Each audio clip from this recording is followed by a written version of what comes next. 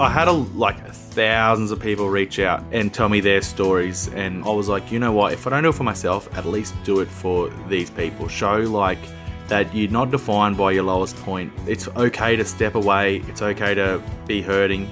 As long as you put in the work, great things can come. Hello and welcome to Separate Bathrooms. We would like to acknowledge the Gadigal People of the Eora Nation, the traditional custodians of this land, and pay our respects to the elders both past and present. My name's Brahe-Daddo. And I'm Elle. You're listening to Separate Bathrooms. Indeed. In 2021, Brent Draper was a contestant on Masterchef. He'd advanced to the final 6, and then at the top of what was his exit episode, he bravely raised his hand to say that he couldn't go on, saying, "I can't cook." Yeah, the pressure of having to perform on show like that is one thing, but to actually have the courage to admit that you're struggling with your mental health in front of a massive TV audience and retire early must have been huge, especially when you factor the expectations of a TV show and all the fans. Yeah, because you've got producers going, building you up and you're into the final 5 or whatever, and it's full on. Brent followed his gut, though, and his heart, and he bowed out of MasterChef with dignity and grace. You can actually see it on YouTube. It's quite, if you missed it when it went to air, it's quite amazing. So after receiving support, Brent returned to the show and took the title of 2023 MasterChef What a winner. comeback story. He admitted that he could not have done what he did without the support of his wife, Shonleigh, also known as Shon, and they're here with us today. They've got a lot to celebrate, so let's have a chat with the Drapers. So Brent and Shonleigh, thank you so much for joining us in the bathroom. We may need to stay here a while. Shon, if your water breaks, you are imminently about to give birth, correct? Yes, I am. 39 weeks, and things have been happening the last couple of days. So who knows? Any day now. Ooh, that would be a first. Imagine if you go into contractions on the podcast. We haven't had that. Hey, did you guys do one of those gender reveal parties? No, not about that life. What? Do you know what you're having? Do you know if it's a boy or a girl? We do. Yes, we know. We're just not saying what we're having at the Keeping moment. it a secret. Yeah. That's good, because I was just about to tell you, so I'm glad Shon's here, because I would have just told you everything. Oh, okay. Well, tell us, how did you meet? You go, Shon. You tell a better story than me. Oh gosh. Okay, so we met. We were actually neighbours, and Drapes was living with my ex-boyfriend. So that's interesting in itself. We were together for quite a few years. It was my high school sweetheart, first high school boyfriend. And then I moved away for a few years to uni, moved back, and my parents actually bought an investment home in the same street across the road from my ex-boyfriend, and neither knew that each other had just bought the house. So he had just moved in and my parents had just bought the house. And so I moved in, didn't know that he lived there. And if I had have known, I would not have moved in. So that's, that's quite interesting with how it all worked. And then Drapes moved in, 3 or 4 months later, and we met and, we got along really well, and we were just friends for 6 months. And then we weren't friends. Then we were more than friends. Fantastic. What was it about each other that you fell in love with? Look, to be honest, I lived with a bunch of blokes and we just partied heaps. So I was in love with the clean bedroom, really. A clean house. It smelled nice. It was good. It was a good break. And then I guess the love for Shon come after that. Nice. Yeah, we definitely were such good friends first, and we actually messaged each other saying, we're not going to be boyfriend-girlfriend. We know we like each other, but, that's not going to happen because, we're 21 at the time. We didn't want to ruin our friendship because we were such good friends. I might have messaged you that as I was moved into your room. Probably. Yeah. Yeah, you moved in pretty quickly. It was we're not going to be boyfriend and girlfriend. Then he moved in literally the next week, and my roommate was like, all these shits in your bedroom. And I was like, is it? What's going on? And then he just never left. And 12 years later, he's still here. So, Still here. But yeah, we were just really good friends. I'm not going. It's too good here. The house is too clean. Yeah. I've left too much of my stuff in your room. That's right. Too far gone now. Was there a moment, do you either of you remember the moment that it went from friend zone into lovers? Yes. I think there was a night out in Brizzy. Yeah, at the Normanby. At the Normanby. And I think your mum came up. Normanby. Yeah, the Normanby. Where all true love stories start. Or end. Yes. And your mum just came up to me and she's like, "Oh, you like Shon, don't you?" And I was like, "Oh." And then she said the same thing to you. And I was like, "No, not a chance, Mum. Like, we're best mates, no way." And she was like, "Nah, whatever, you so do." And I was like, "I really don't." And then I walked over to you and I said, "My mum came over," and like I was, we were both on the piss, so we're like, tipsy. And I was like, "My mum said that she thinks I like you." And he's like, "Yeah, me too." And I was like, "But we don't, hey?" And you were like, "No." And I was like, "Yeah, sweet." And you're like, "So do you want to go home?" And I was like, "Yeah, 100%. And then we have been together ever since. So it wasn't very romantic. So romantic.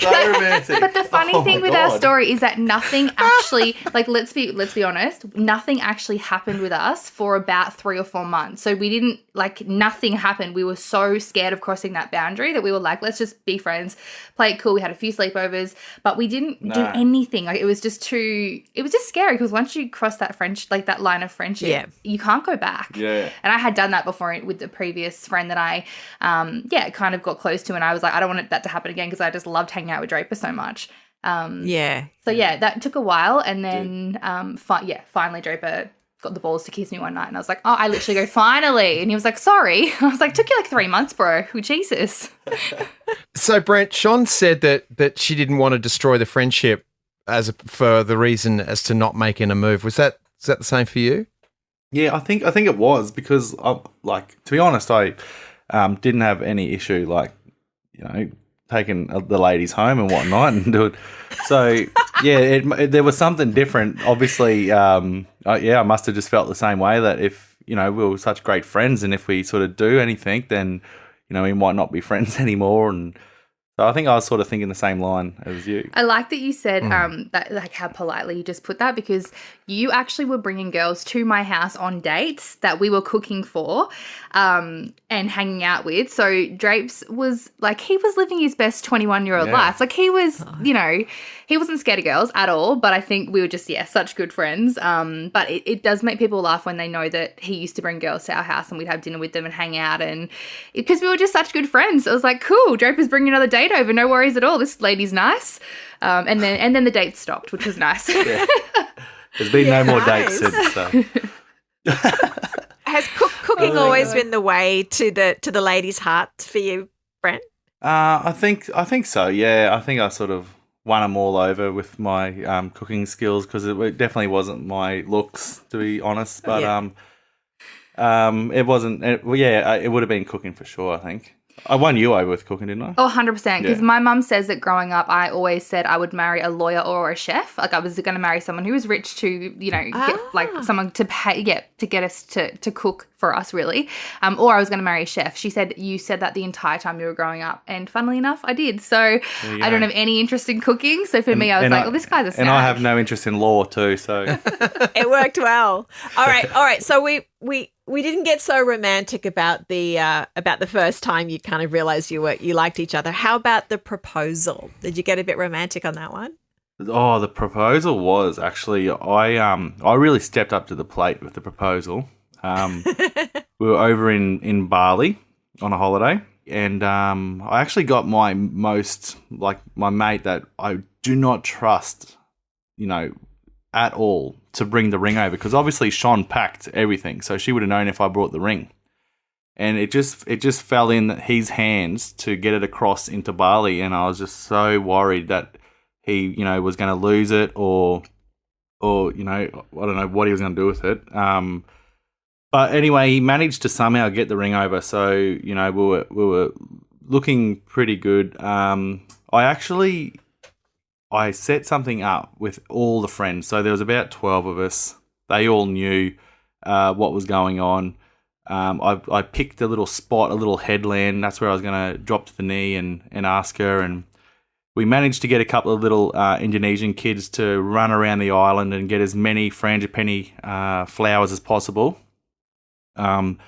And then I ended up meeting up with them later in the afternoon, and they got about 6 garbage bags full, and I don't think there's any frangipani flowers on the island anymore. So that was a bit full on that bit. But anyway, we got to the spot and I dropped the knee and we had fireworks and a few dolphins swam past and I did all right, didn't I? Yeah, it was amazing. But it was really funny because it was one of those proposals where I was complaining. So we got to the Sandy Bay Beach Club and Drapes was like, come up to this beautiful, lookout with me. And I'd been up there like so many times. It was a really hot day. And when you're in Bali, you're just sweaty and you're hot and you just don't, like once you can sit down and have a cocktail, you want to sit down in the shade. And I was like, oh, you go up without me. And he was like, no, come with me. And I'm like, seriously, Dar, like, please, I don't want to go. And Draper is not a person who would like ever push me to do something I don't want to do, even as small as that. But in this situation, he was like, nah, like, come on, babe, like, you're coming for a walk. And I was like, Jesus Christ. So I just basically whinged the whole way up this little tiny, like, rocky mountain type thing, lookout. And then I got to the top and then I realised why he wanted me to go for the walk and then I felt really bad. There was, like, beautiful, like, petals and stuff everywhere and our friends are waiting there and filming it. And, yeah, he did such a nice job. So, yeah, then I felt a bit awful, but it was good. And those dolphins cost a lot of money to swim by at that right time as well. That was a big punch in the budget actually. It cost a fortune. Yeah. And then and they complain a bit, don't they? Dolphins complain. You know what? I felt like everyone on that day was complaining. Yeah, they weren't happy with the snapper. They wanted kingfish on their craft service table. So how long have you two been together for now then? So we've been together for 12 years and we've been married for 7. Gotcha. And you've got a little one, Alfie. Alfie's how old now? Alfie is 5 and he tells us every day he's 5. Right. So aware of that age. Right. How are you feeling about this new baby coming? I'm actually, to be honest, quite nervous because our life has been so crazy, like with one child, one kid for 5 years. We can work, we can travel, we can kind of do all the things as one kid, 2 parents. So I'm a little bit nervous for the difference in dynamic, but I also understand it's just a transition. I keep asking you, I think, every single day. I'm like, how are you feeling about everything? And every day you're like, yeah, nah, sweet. I'm so excited. I'm like, any worries? Nah, it's going to be fine, Shon. I'm like, fuck, righto, it's just me. So, yeah. Yeah, that's fair enough. You're excited. Yeah, I'm the kind of guy who crosses the bridge when I get to it, you know. Very good. And what right now we're going to have the best behaved baby, but who knows? We're probably not, but we'll cross it when we get there. Yeah. Well, at least you've got, because we had a fairly big gap between our first and second, and she was like Alfie would be in school already. So you'll have that time a little bit to be one-on-one with that bub, which I think, I mean, I understand why people have them close together as well, but for us it really worked to have them further apart where you could have more, the little ones, your eldest is at school, you've got more time to be with this one, so you're not juggling 2 24/7. Yeah, so, amazing. And you'll be in right. a couple of years' time, we won't even have to look after any of them. The second one can look after the first one can one look after the second one. Sorry, Absolutely. mate. No, it doesn't work like that. Doesn't work like that. Sorry to burst your bubble.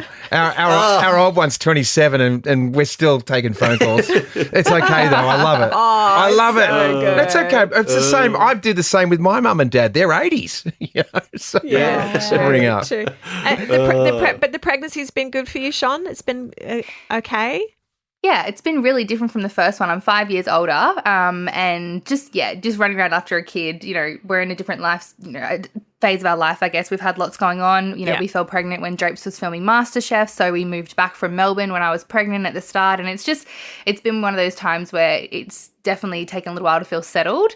But yeah, it's just, I say to Draper, I feel bad for complaining some days because I know a lot of people don't have the opportunity to fall pregnant, so it's hard to not complain when you feel awful, but then I've just got to be grateful for the fact that I can carry a baby and have a healthy baby, because not everyone gets to do that. So just trying to see all the positives in it, but I've had a couple of cries the last week and that I'm just so over it. I'm like, come on, I'm done. It's getting hotter as well up here, so it's like, okay, I'm ready. I could not imagine being heavily pregnant over summer up here. It would be really tricky. Yeah. You'll be breastfeeding instead, which is always fun in the summertime when you've got a sticky baby. Yes, sweaty baby. Sweaty baby on sweaty mama. Oh, well. I'd rather that than like sweaty chafe, to be honest, because I feel like that's where I'm headed at this point in time. I hear you. How does Alfie feel about becoming a big brother? We saw him on Instagram when you told him, and it was such a It was such a beautiful moment. And there he was, just sort of like looking at your tummy, Shon, going, "There's a baby in there," and Brent, you're saying, "Yeah, it's just a little guy, little one, little." I thought you were going to say bean, but you didn't. You just said little person in there. And how's he doing? How's he doing with the adjusting? I think you've got to meet Alfie. He's. I mean, everyone probably says their kid's one at a kind, but he's an old soul.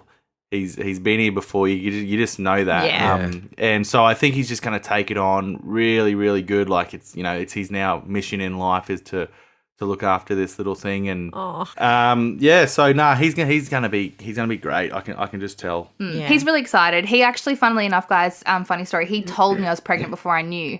So Draper was away filming for Masterchef. They were out like regional somewhere, and I was just getting dressed in the morning and came up to me, and this is like offensive because this is when I've probably been the fittest that I've been in a long time, and he came up, looked at my belly as I was just had like bra and undies on getting ready, and he goes, "Mum, is there a baby in there?"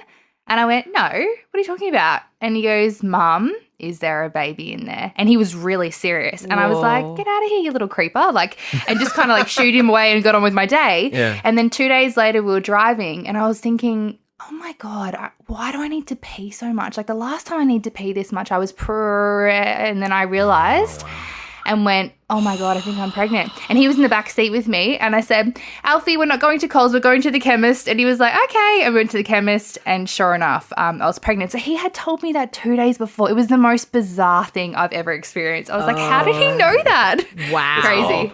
Yeah, Wow. he's very intuitive. Like he says some really interesting things to us. Clearly. And that was one of those times where I went, wow, this kid's been here before, I reckon. Yeah. Oh, yeah. I love that. I think generally we as humans perceive a lot more than what we think we do. We just choose to ignore it. But little kids have no filter. Yeah. So they just will call it. And that's a great story. I love that.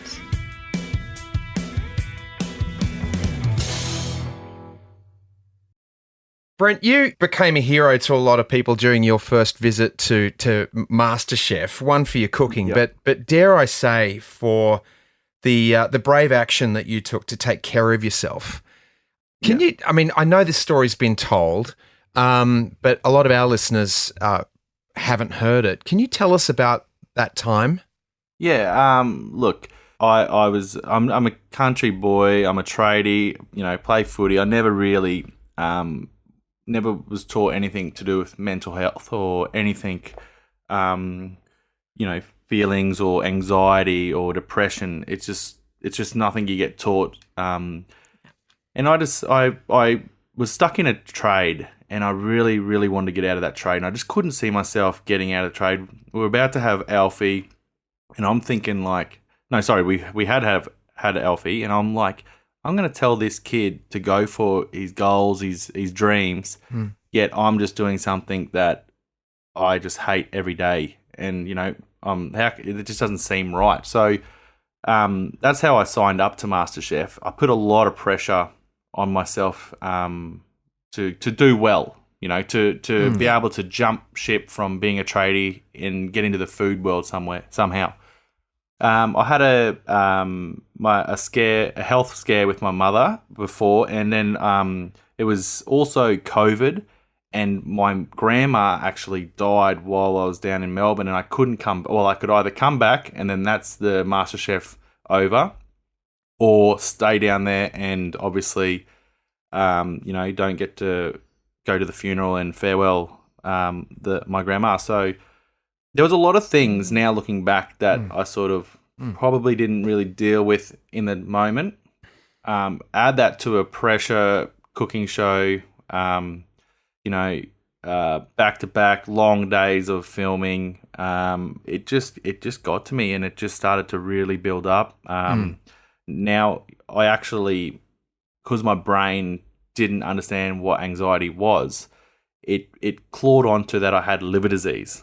I don't know how I got that. It just come to liver disease, and I think my mind needed to grab onto something physical, and it just went deeper and deeper and deeper, and it just got to a point where I was physical health was deteriorating really bad. I was looking bad. I was just not sleeping at night, right into the wee hours of the morning. Then going to set, and then still being able to perform and smile, which is the scariest part, because your work colleagues and that, they're still coming to work with a smile, and so it's really hard to see that they're struggling. But it just got to a point where I had to get off. I had to go home. I had to go get help. There was a few ways that we could have done it. I could have threw a cook, or I could have just said personal reasons. But Shon, she was sort of my pillar, and she said just go out and just tell the truth, and just say it's for mental health. Just it's better off. Everyone knows what it's about, and you'll probably feel better. And in all honesty, the moment I say it on set, and I realise now that everyone knows what's going on, was the moment that all the the pressure and everything just lifted off me, and I all of a sudden knew that what, I've got help now. I've got everyone around me. They know what's going on. I'm going to get better now. And that exact moment, I remember the feeling, and I just I went home and I got help, and that's pretty much the story. Fantastic. Well done for you, Shon, for taking him down that path of honesty, and then especially for you, Brent, because that's not the easiest thing often to admit. And you're on TV. It's like Australia's watching. So that's pretty brave. As much as it seems crazy to say that it's brave, just to be honest, but in the face of what men are expected to look like and do, the fact that you've come out and said, "Yep, it's my mental health. I need to go take care of it." I think it's fantastic. Thank you. It was one of those things, Ali, where I remember speaking to my business coach about it and saying to him, and he's a really good friend and mentor and someone I really trust. And I said, I'm really worried that if he does say he needs to go home on mental health reasons, that no one will employ him after this. And that's a really awful way to think. But I just thought, oh my gosh, what if people will think he can't work because he can't, hack pressure, and it was just there was a lot of conflicting thoughts. I knew that about him. I knew he was a very strong bloke. This is the first time I'd ever seen him have any mental struggles.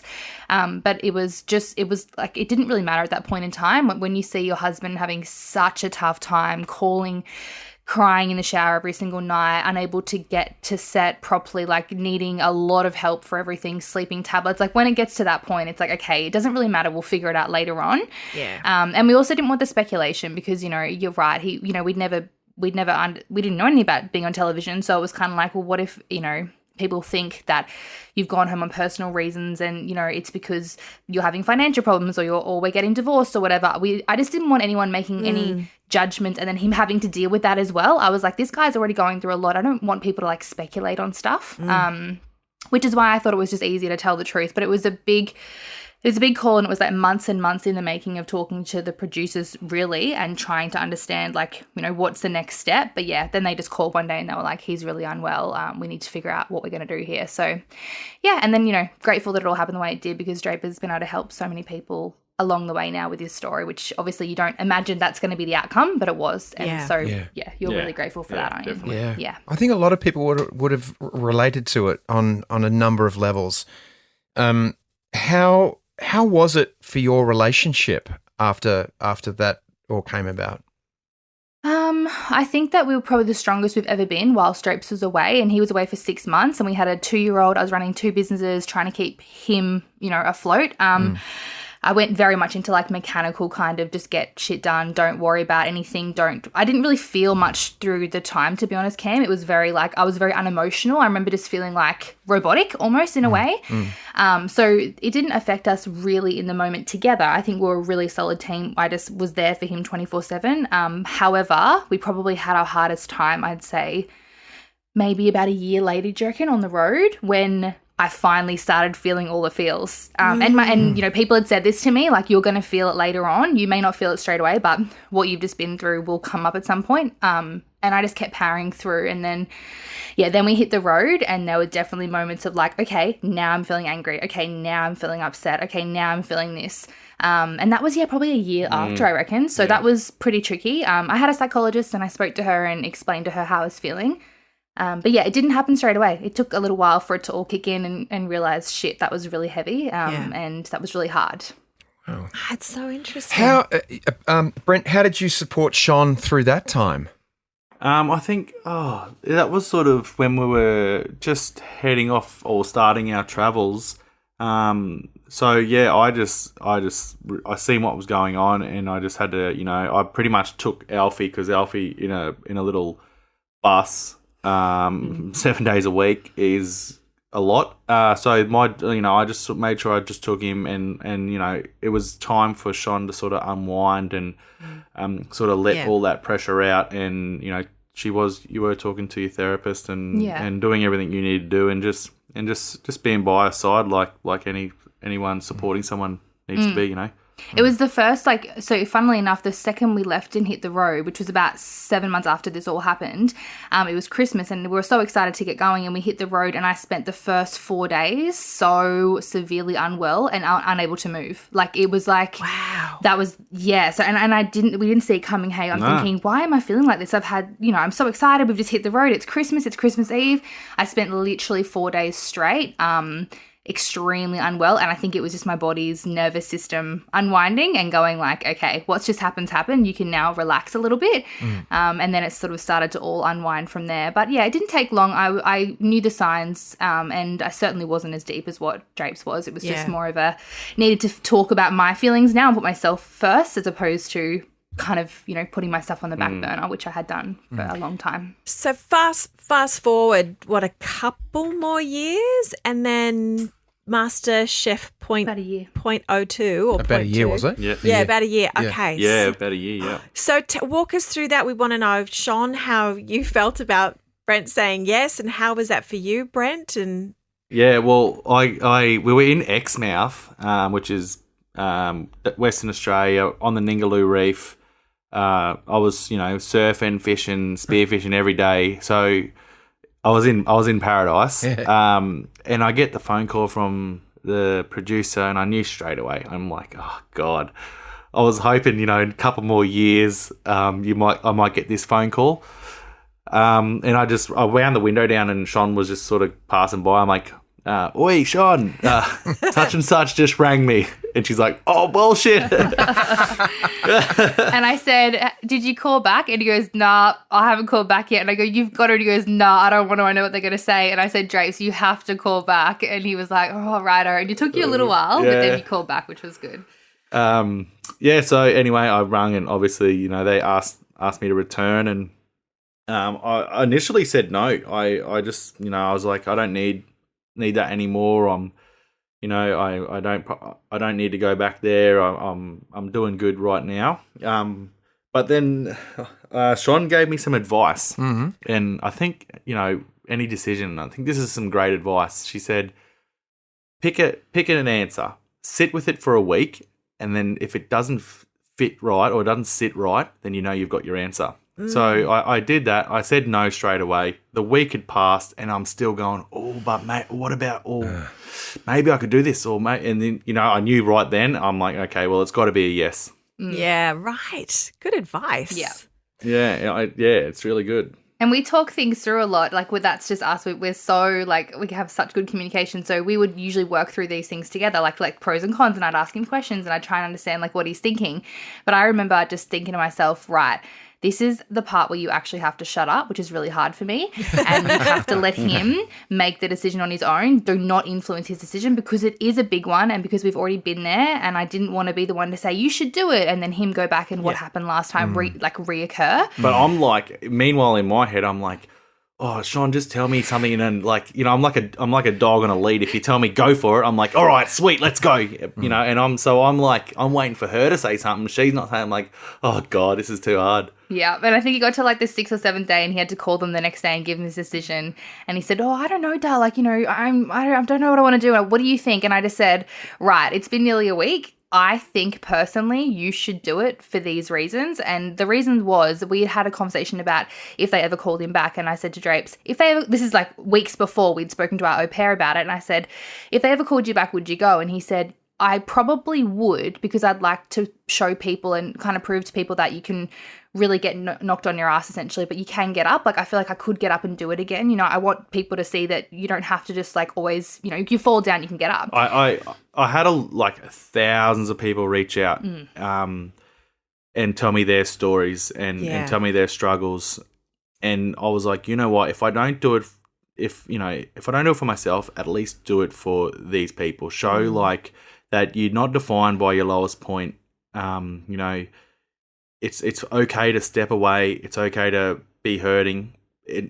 As long as you put in the work, you know, great things can come. And I thought, you know, this is a great opportunity to show all those people and, you know, show them by actions and going in there. And, you know, even if you get knocked off the first round, it doesn't matter because you went and faced the demons and you went. So that was sort of the main reason why I did go back. Yeah. And then I said, I just think you should do it. And you just went, yep, righto, okay, I'm doing it. And I was like, literally, is that it? And you're like, yep, no, I just need you to confirm it. I'm doing it. Okay, let's do it. So, but we had also planned like the next 4 months of our trip. So it wasn't just that we were, you know, that he was going back to MasterChef. It was that we had heaps. We were going overseas. Like, we had already had other plans, so we had to cancel everything. And so it was a big decision. It wasn't just like, we'll cruise back. I had to get back in the kitchen because I haven't cooked on an oven for 10 months. Our bus never had an oven. It only had a barbecue. So I was like, oh man, I don't even know how to cook in an oven. I wasn't worried about. Not once was I worried about my mental state, like my mental health. I knew that was at its strongest. I've done so much work. I know myself so well now. That's not the issue. The issue now is I got to cook some good meals and you know, I got to sharpen the knife and I got to learn how to cook with an oven. Well, I mean, you did. What an achievement. One, you actually stepped up. You went back on. Two, you won the thing.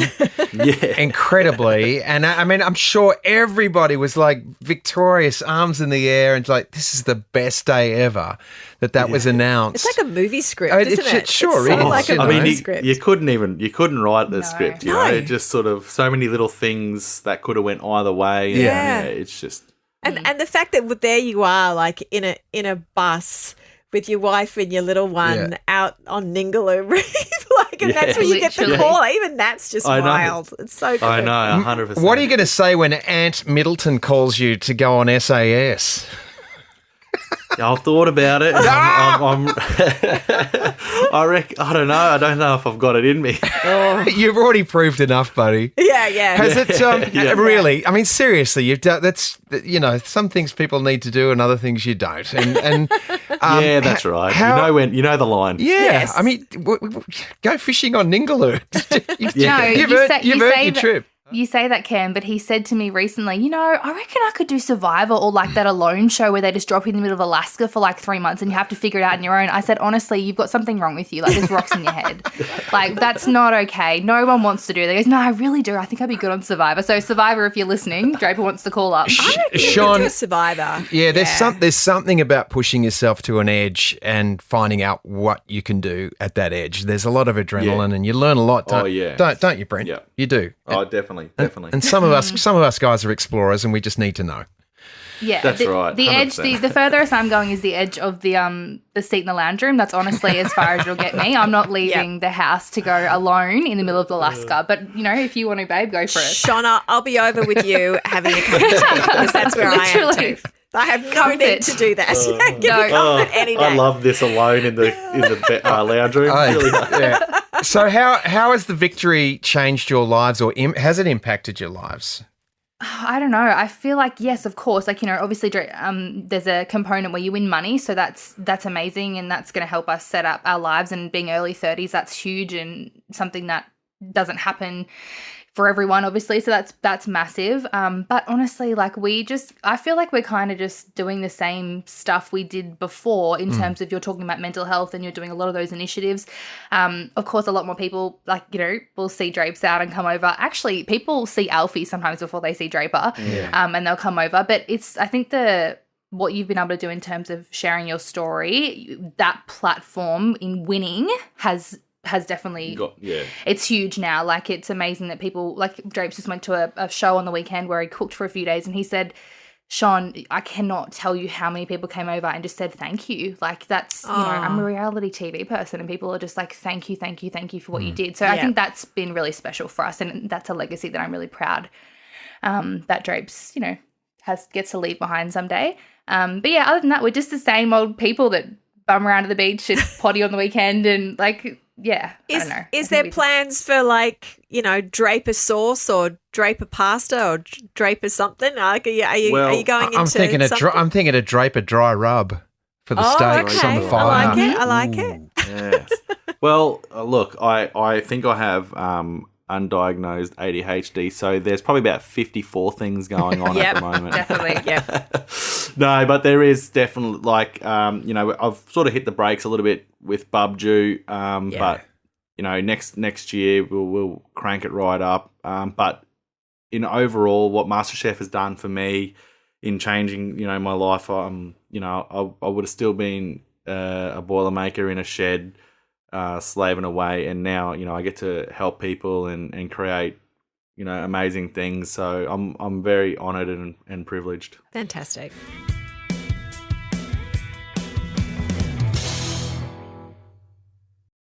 We'd be remiss to not mention Jock Zonfillo. We had him and his wife on the podcast last year, and I was rewatching the way he was with you when you said I can't cook, and to me it just really spoke volumes about who he was. And when he gave you his beads, when he just sort of palmed them off to you before you went and announced it to the gang. It was just so impactful, and that must have his passing must have really touched you. Yeah, it was massive because obviously the people seen on Masterchef, we sort of had a little connection there with him, sort of grabbing me and sort of sending me off. He sort of held my hand essentially and sort of guided me off. But then, I did a lot of things for Movember and, all these different charities. And every single time, the first person on the top of the list of donations was Jock. He was, you'd always see it straight away. Like, wow. I did a 200-kilometre walk in 4 days for Movember 2 years ago. And, every first day he was, donation there, and then every day checking in, where was I, how I'm feeling, how I'm going. So yeah, we he was always keeping in contact and just checking in on me, and same with him, and yeah, so it just rocked me because I just couldn't grasp it. I think my mind couldn't, like, I'm still seeing him here, and it was a very weird little moment of time when he was still on our screens every night, but we knew that he wasn't here anymore. And I just you see how the type of person is when you see randoms in the street and they talk about Jock and they start to visibly sort of have tears and get upset, and I'm like, you don't even meet the person and you're feeling like this.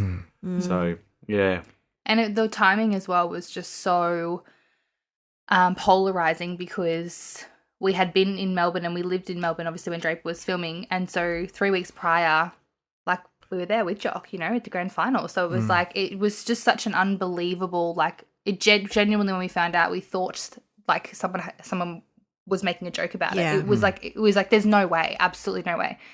And then obviously that night was the night that the show was supposed to air, so that it was just a very, I mean, the timing would never, ever, ever be right, obviously, but it just felt like it just didn't feel real at all. Yeah. And yeah, we've spoken to Loz as well, and Drapes. She's just amazing, like such an incredible, incredible human. Yeah. And it's so obvious to see why he loved her so much. Yeah. But yeah, so I guess for you, Drapes, it's just all about, continuing on with your legacy with what you can do with mental health, because Jock was very passionate about that and he pushed that as well, and he would do lives with you and talk about those things. And obviously, in his book, he was so open about his struggles in life. So it's just really just not forgetting about him and talking about him, which probably I think you had a hard time doing for the first, couple of months. It was quite hard to talk about him, but now I think we all owe it to him to talk about him because he was just such an amazing human. Yeah. Were you at odds a little bit at first with the show, with the whole of the Master series going to air? Or were you okay with that?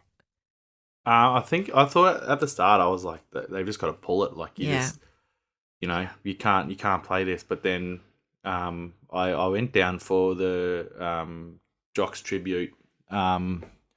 I think it was only a few days. It was the same week, yeah. Yeah, maybe that week. I went down to film that, and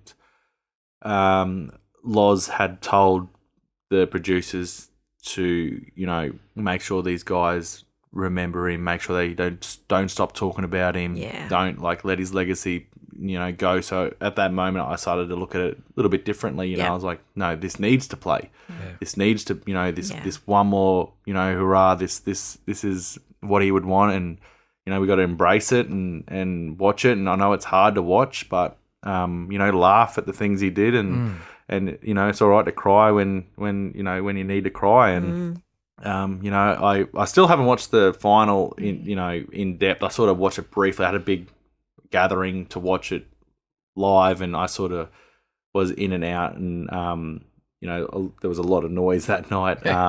But I know what happened. I was there. Yeah. So I don't think I need to watch it again. I'll leave it there. And you had a really special moment with Jock at the end, which I think you'd said to me, because I said to you, the next day, do you want to watch it? Like, you didn't even get to watch it last night. It was, it was really an amazing, obviously, ending for you. And then they had the tribute for Jock, and I said, do you want to watch it all again? And Draper was like, nah, I can't right now. And I said, that's okay.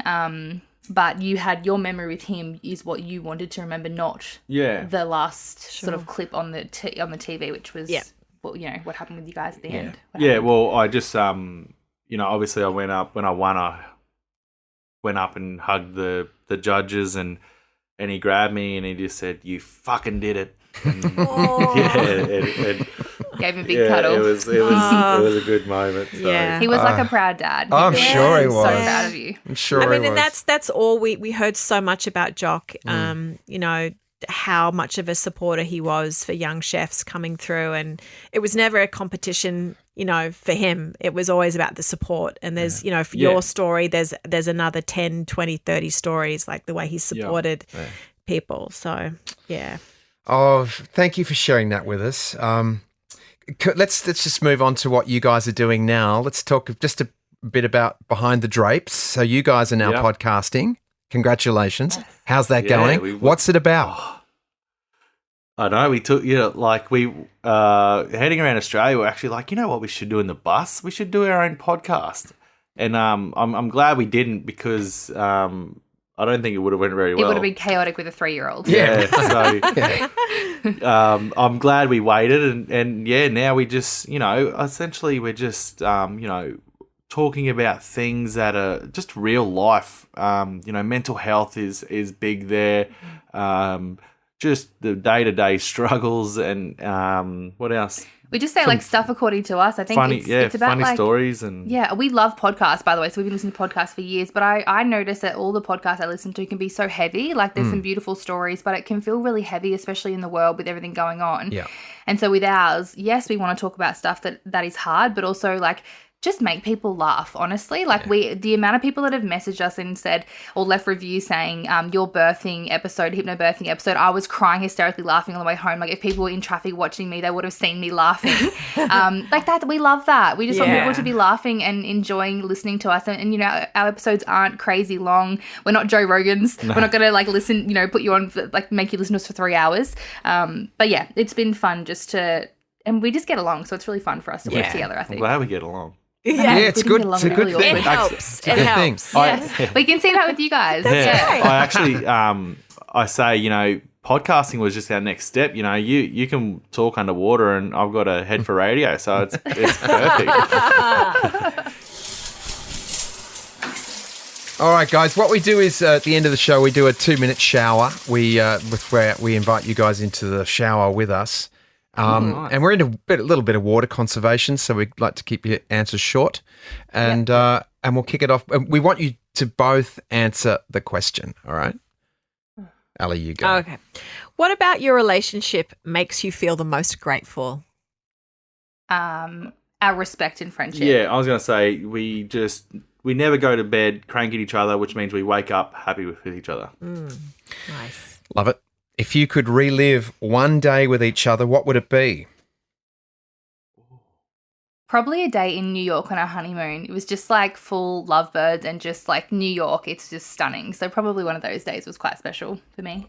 Oh, Jesus. Yeah, I think maybe, I'm trying to think, it'd probably be, the right answer is to say something with you, I guess. It has to be with me. There's no wrong, mate. There's no wrong answer. Let's put it that way. Well, I reckon it's when you caught the Spanish mackerel. Oh, next now. yeah, a couple of big Spanish mackerel.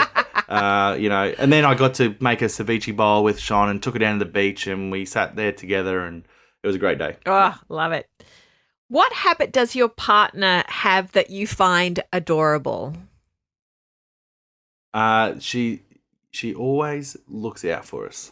Always is, and sometimes it's annoying because I'm like, babe, it's okay, I can get my water bottle, but she's always trying to just help us out.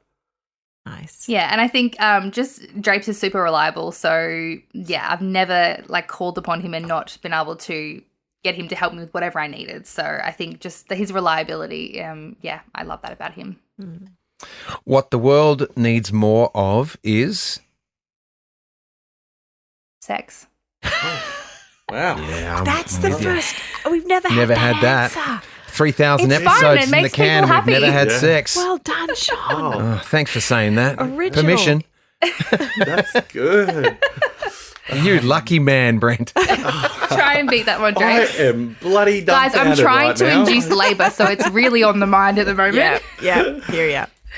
I'm going to say, what I'm doing now, smiling, so more smile. Yeah, that works too. That works too. Well, last question. One word to describe each other.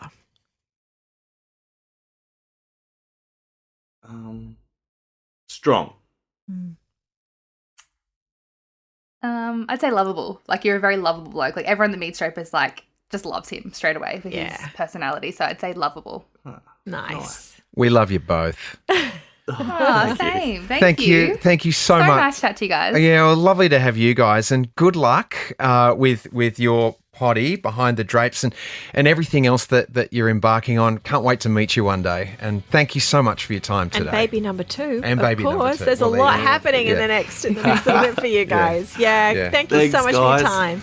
Thank you Thank so you. much. Have a nice afternoon. You Cheers. too. How fun were those two? Well, two and plus bub, I guess, inside tummy bub. You know, do you feel like when you were pregnant that you were speaking for two, like you and the baby? Like, there's an extra sparkle with pregnant women. I find that they're like... I can't say I was aware of that. I mean, maybe is that how it seemed when I was pregnant? Well, sometimes there's a lot of, like, I've never met Shon obviously before, but she had some zing, and clearly no one's ever said, what the world needs now is more sex. That's right. Which I'm thinking that baby's inside going, I came from that. Yeah, I want more of that. Amazing. So anyway, no, she was lovely. He was great, and I just loved his the wisdom, what he learned from what he went through. Yes. Yeah. Just really incredible. Just goes to show you that, all experiences are experiences, and you take from the wisdom what you gain. And you've got, and he had Shon there just totally supporting him and, making sure he came to the decision that felt right for him and, to go back to Masterchef and just. What a story. Like you said, it's a movie. It's such a movie. Yeah, and great fortune. Yeah. In that he, like you say, he had Shon and she had him. That's right. And now they had Alfie. And now they have another one. And now they have another one. So what's your prediction? It's a boy. Boy. Yeah. That's what Alfie said. Did Alfie say that? Yeah, he says it's a boy in the video. Oh, yeah. Okay. When he says it's a boy, that's what he reckons. Bless. So I guess we'll have to wait and find out, won't we, listener? We will. Well, thanks so much for listening today. I hope you enjoyed our chat as much as we enjoyed having it. We'll see you next time.